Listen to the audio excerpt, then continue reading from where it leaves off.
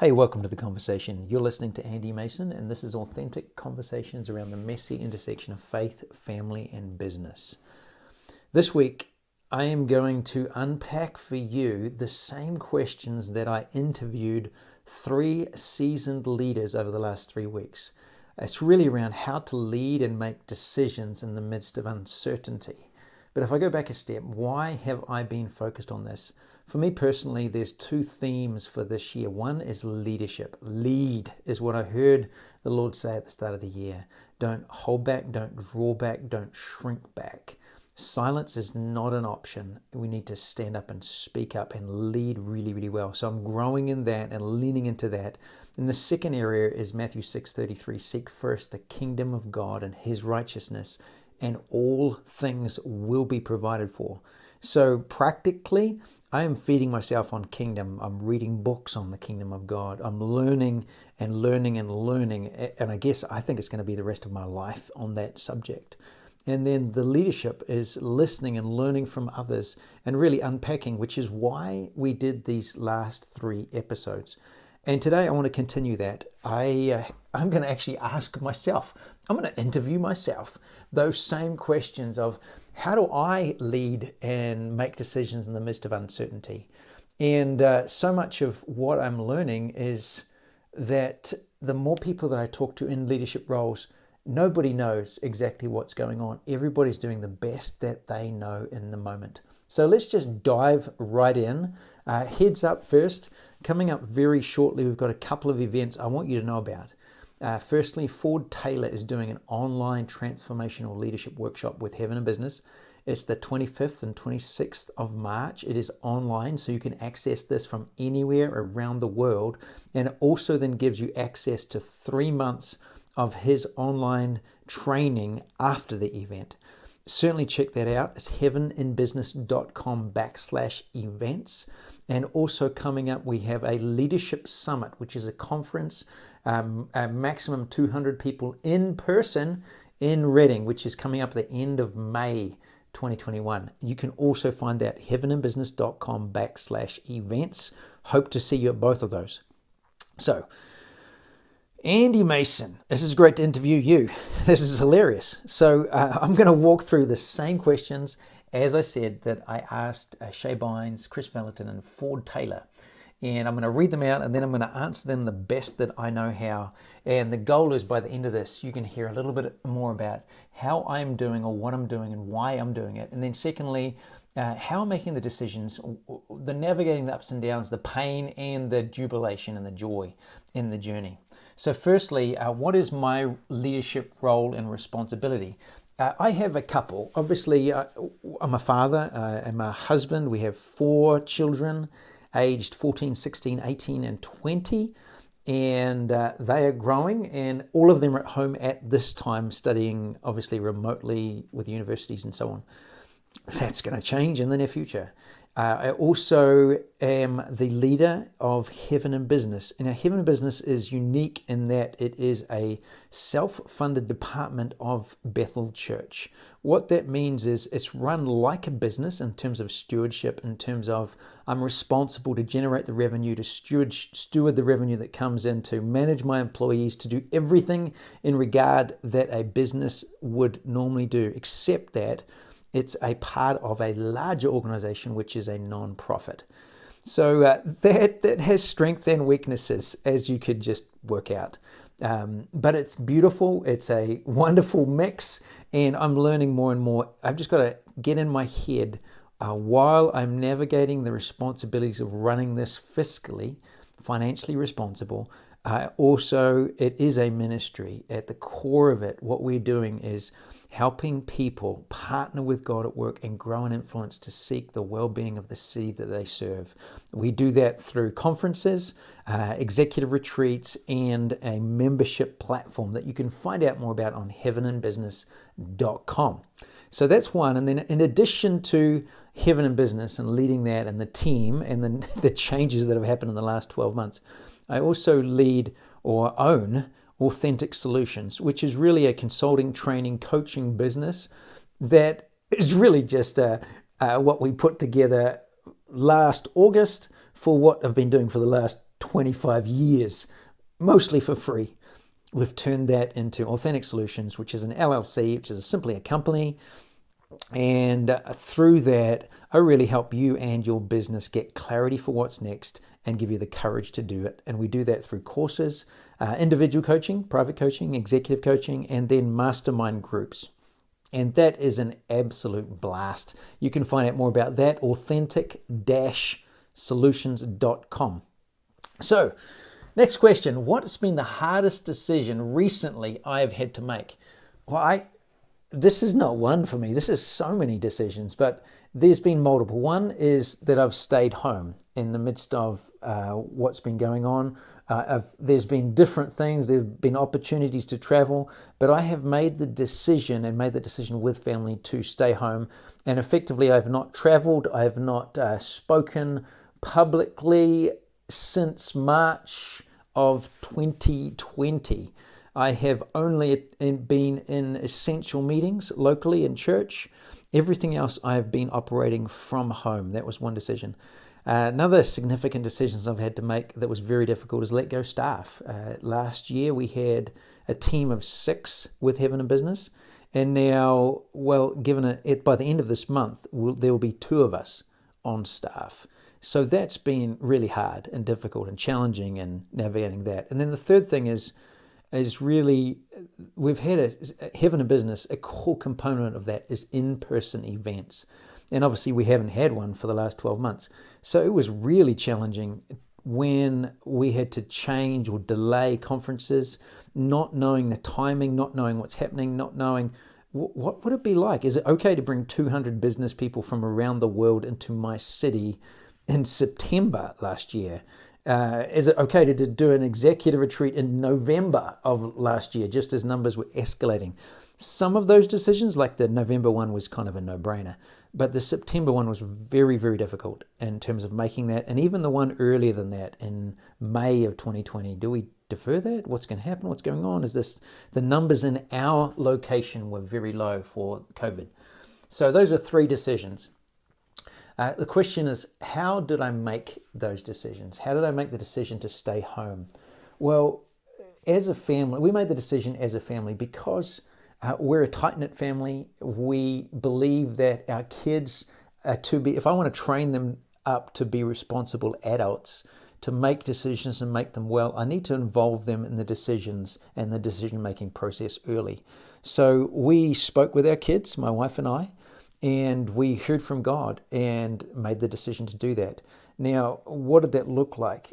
Here's what it looked like. This was crazy hard for me. I am so physically fit. I literally live in the area where I run, I mountain bike. So from that side of things, I have no concerns from a disease. 90% of my family is the same, but one of my family members has a heart condition and a respiratory condition, which makes her vulnerable to the situation. So we decided as a family that we will reduce our freedoms for the sake of our daughter or their sister. Now, what did that look like? Well, we got to, I think it was September, October last year, and I had an invitation I'm a part of a national faith and work organization that's getting kicked off, and they had the first weekend retreat in person in Dallas, and I was crazy excited about it. And it's like, let's go. And we'd kind of got through the point where numbers were low, not so much going on at the time. And I spoke with my wife. It's like, okay to go? And she said, yeah, I think it'd be fine. Worst case, you can go, come back, and perhaps you've got a quarantine for 7 days from the kids. But it's a great opportunity. Let's do it. Well, then we came and talked with the kids and said, hey, this is the opportunity. This is what's going on. This is why I think it's a great decision. And Mum agrees with me, so you guys agree as well. Well, then they started to ask questions. And number one was, hey, Dad, we agreed to follow these guidelines at the start of the year. What's changed? Has that changed? I'm like, and I try and justify it. And then secondly, one of them said, Dad, bottom line is I feel scared. Well, I don't feel like I've got the emotional capacity for you to go and come back. everything's kind of changing right now in our city. So you going is just going to add to that emotional upheaval. I'm like, oh my gosh, this is crazy. I wanted to just fuss, stomp my feet, exert my authority and go and just tell them, get over yourself. That's what I truly wanted to do, but thankfully I kept that on the inside. Then thirdly, my youngest said, Dad, I had to cancel a mission trip because of COVID. And Dad, you told me that I could trust God that he would bring this around again. So can you just trust that God will bring this around again as well? Now, in that moment, I was just angry. I felt restricted, felt shut down, felt like I'd been following my family policy for the last, 6 months, 5 months, and I just wanted to be free. But in that moment, my kids spoke so much wisdom. So one, I listened to them. Two, I went for a drive with my wife and nutted off, frustrated, and she was gracious in listening to me. But I really needed to hear from God. So I went for a second drive and I'm like, God, what on earth is going on? And what I did in those moments, I actually played worship music, because what I learned is if I can just get into his presence, I'll see his perspective and things change. So I did that, and it wasn't happy and it wasn't pretty. It was ugly. But it was just me and Jesus in a truck driving, and driving safely too, by the way. And I just remember sitting up on top of a hill in my truck, listening to worship music and then asking God, and reminded of a story out of Exodus 33 where Moses had the opportunity to go to the promised land without the Israelites. And Moses says, no deal. I would rather die in this wilderness with, in his case, miserable, complaining, moaning, idol worshipping, sexual fornicators of Israel that they were at that time. He was prepared to die there with them than achieve his freedom, success, dream without them. And it moved me greatly. If Moses was prepared to do that for an ungodly, unrighteous, poor character, miserable, complaining people, how much more so would it be right for me to stay and honor my family and the decisions we've made? So that was kind of how, one, speaking to my kids, two, hearing from God. That's how I made that decision. Was it easy?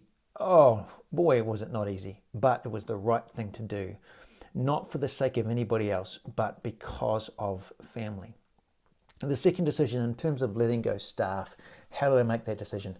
Well, my background is business, consulting, and finance. So I did the numbers. And the numbers show very clearly, with our lack of events, I don't have the budget to continue to carry these people. Also, we didn't have the work for them because we're not meeting in person. When we have a lot lower demand, engagement, interaction with people, I cannot carry them. So we did that. I prayed, like, God, what do I do? I spoke with advisors, and then I spoke with those staff members. And the beauty, the relationship that we've got with them is, in one in particular, I kind of was watching this, knowing that I'd spoken early to reduce the hours from full-time to half-time, but knowing that I'm not sure if this is going to continue, but let me carry them through to the end of the financial year. And then we had a walk together in December, and he brought it up himself, saying, hey, I'm not sure if I can continue doing this. And I just completely released him in that moment to say, I will carry you until this period, but your biggest priority is your family. You need to leave if that's going to be the best thing that'll help you. And that's actually what's eventuated, but it turned into something beautiful as opposed to something difficult. The third one is changing delayed events that have significantly affected my budget. How did I make that decision? Well, again, the numbers. Like, what am I going to do? How am I going to do that? What does this look like? I spoke with advisors and different stakeholders, which is really, really interesting. Making the decision just myself, I see the world a particular way. But what if I speak to somebody in the city? How do they feel about me bringing 200 business people into my community? So I've got a local group of 3 other individuals I've been meeting with every 2 weeks for the last 4 years. And I got their input on that in terms of how they saw it. And they were unanimous. Andy, can't do this. It's just like, it's crazy, from the reputation and credibility in terms of the economic engine of my city and the risk to that. And then I've got another group that I meet with every 2 weeks, which is national level business people. And they were unanimous, the same. It was kind of like really took the steam out of my fight. It's like, oh, this is a no-brainer. So that actually helped. But there's a repeated theme here is I've got people in my life that see the world differently to me, and that helps me in my decision makers and decision making. So the next question is, what do you do when there is great uncertainty, no perfect answer, and things you need to decide, and then God is silent about the specifics? Well, in all of those 3 examples above that I've already talked about, that was the case. There was no real clear, do this, do this, do this. So what do I do? First thing I do is, for me, it works to get alone. Now, I know that Jesus did the same thing. It greatly impacts me how revival was breaking out with Jesus in a town. And it's like, isn't this the reason he came? For revival, for cities coming alive, for people getting healed, delivered. And all of the town came to where Jesus was staying, and Jesus wasn't there.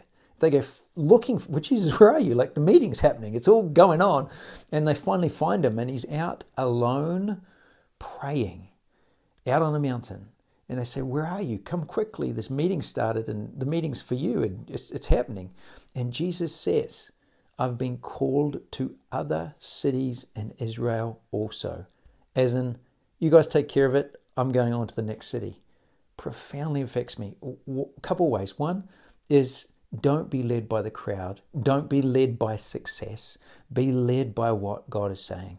And to do that, he got alone, he cleared his head, and he heard from the Father. So I do that. I'll literally walk out the back of my property up into a wilderness area, and that works for me to get alone, clear my head, and start to see things. Second one is, I've got wise advisors around me. First one is my wife. She's actually the greatest counsel and advisor, because she sees things so differently to me, and she will see things straight through. Like, ask me these questions that just cut between my soul and my flesh, and literally help me get clarity again and again and again. That's Janine. I've got other advisors, which I've already mentioned. Another thing in terms of how do I make those decisions when I don't hear a clear word from God is following my conviction. Sometimes you have peace about a matter. You may not have a real clear what to do, but you have a peace, or the opposite is also true, where you have just a hesitation. You can't explain it, but just, I'm really uncomfortable about this. And it's not that you're afraid of it. It's just something doesn't feel right or sit right. I'm learning to follow that conviction. Another little step is, in terms of making decisions in the midst of uncertainty, is take little steps. Rather than take a massive step that's going to change everything in a moment, there's always little things that you can do to move towards that. I'm thinking with events, for us, it's like putting some feelers out, having some conversations is a really good first step, rather than just cutting it, rather than just moving it, rather than doing something different. As with staff, having some, rather than just cutting them fully, having a conversation, could we reduce your hours? Is there a different way of doing things? So having those conversations, or just taking little steps. Is there small things that I can do that move towards this, but keep options open? And then, I love it, do the numbers. You're a business person. If you haven't done the numbers, you're not doing your job. What's the forecast? What's the things that could affect this? Redo your budget. Do some cost comparisons. The what if. What if numbers go this way? What if numbers go that way? What if there's a delay? What will you have to do? What that does, it gives you a picture that if this continues for another 6 months or 12 months, how will that affect you, your business, and your sustainability? That helps me make the decisions now, rather than just delay. So that's where probably that feeds into this next question is, have you gotten decisions wrong? And how do you lead knowing you won't be right all the time? And people outcomes can be brutal. Well, yeah, let's look at the last 12 months. There's been so many decisions that I've made that it didn't matter what I do, it's going to upset people. Cancel an event, I'll upset people. Keep the event, I'll upset people. Wear a mask, I upset people. don't wear a mask, I upset people. Get a vaccine, I upset people. Don't wear it. It doesn't matter what I do, I'm going to upset people. So I have to just get used to that, and then choose that what I'll do is I'm not going to do it out of antagonism or to promote a cause. I'm going to do it because I believe it's the right thing to do, and I'm not going to force somebody else with my opinion. But what are those decisions that I've gotten wrong? My biggest leadership failures, you could say, is the delay. When I delayed letting someone go, I could see that heading towards the need to do that, but I avoided the confrontation, I avoided the pain, I avoided the difficult conversation longer than needed, and the result was it cost them, because they could have left earlier and gotten on to, especially in the middle of COVID with labour and the payments, they could have actually probably got access to funding easier or quicker. It cost me. It cost me time. It cost me, and it also cost the team. The team started to get frustrated, like, wait, what's going on? Why is this happening? So that's really tough. So delay, it's not fun. Delayed confronting people, just hoping if I just love, if I stay consistent, if I keep doing what I know I need to do, that this will go away. No, it doesn't. It grows. It only gets worse. It costs them, and it cost me. And it's taught me I cannot afford not to say something. I love how Ford Taylor teaches in his course or in his book, Relational Leadership is the name of the book. It's like, go in with, there's always something you don't know, but go in with pre-forgiveness and with 100% truth. I need to grow in that because I soften the truth, hoping that they're going to get it. But actually what I'm doing is by softening the truth, actually, that's just not true. And all it does is actually create more pain or delay something that is inevitable. And what it then does is push forward a problem into the future that grows over time. I'm learning I must do it earlier. Next question. How do you overcome fear of failure or what people will say? This is real. There is fear. I'm scared of getting it wrong and the consequences of getting it wrong. But what has really helped me is a couple of significant things. One, walking with Ford Taylor personally in the last 12 months. He's a part of a small group I get to be a part of. That's been fantastic and introduced me to his content and processes. So if you know of Danny Silk and the Keep Your Love On and the Culture of Honor, those are wonderful, wonderful books. But if you want that in a set of tools that you could use in any workplace, any for-profit, any not-for-profit, any school, any environment, his book is full of really, really practical tools and processes that will help you implement Keep Your Love On and implement Culture of Honor. And it's proven with business after business after business. As I've started to apply those tools and processes, that has helped me hugely. And the second thing is I've got a standing appointment with a marriage and family therapist locally, and that's been for a year now, and that has been a godsend. Just having somebody outside of my loop who is professionally trained and also has the same spiritual values as me. So loves Jesus, wants to see his kingdom advance, but also understands the science of the mind and the counseling components and can help me navigate some of those things. That's really, really helped in terms of navigating the fear of failure and what people will say. Another one is priorities, is really having clearly what is non-negotiable or most important for me. And that's family. Churches come and go. Organizations come and go. Businesses come and go. People come and go. Friends even come and go. But family is the one thing that I'm walking with that's the most important. My wife and my children at the core of it. I must keep going with that. So that's helped me make those decisions. Having the priorities of what must I do? There's some things that are just like, it's just not worthwhile dying over wearing a mask or not wearing a mask. There's just some things that are just not worth the fight. And so learning that and prioritizing that has really helped. Another point is just get used to it. I am going to make mistakes. There is no leader that I know that doesn't make mistakes. There's no leader that I know that's worth anything that doesn't find it difficult making decisions, that navigates this. So realizing that I'm not alone in that process and that I'm walking it out and being kind to myself. And the more that I do it, the more that I grow in that, the better I become at just making those decisions and walking with it and walking humbly, which is probably the next point of the more anchored I am in who I am in God, the more I know my worth and value, then everything else, while it may still be there, the fear of failure, the fear of losing connection, because those are some real painful things. But if my anchor in God is stronger, is ongoing, is continually growing, then that it's like it anesthetized or it inoculates me against the power of what those fears could do. Because when I'm anchored in Him, then I'm not moved, or I'm less easily moved because I'm so secure in that.